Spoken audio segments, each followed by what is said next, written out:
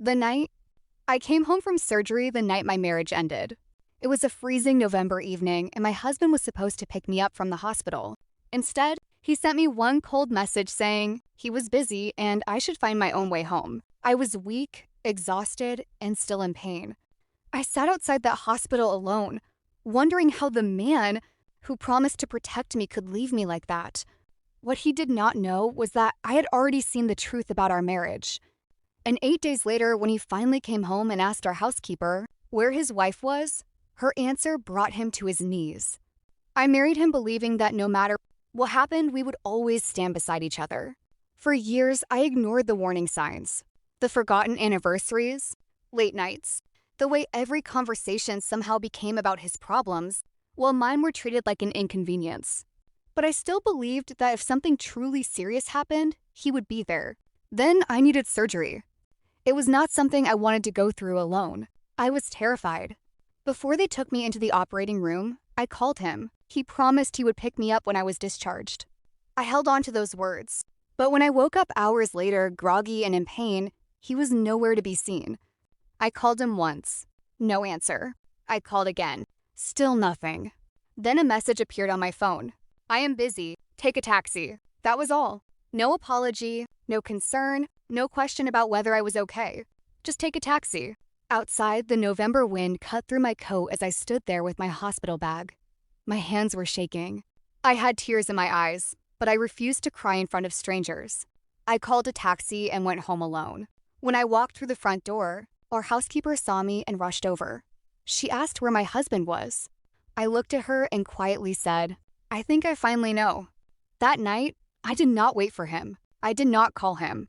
I did not ask him where he was. Instead, I opened my laptop. For months, I had been quietly putting my own life in order. My savings were separate. My important documents were secure. The house I lived in had never belonged to him the way he believed it did. He thought I was dependent on him. He was wrong.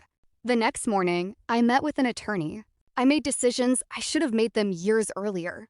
I removed my name from joint responsibilities that could hurt me. I changed my password. I protected my finances.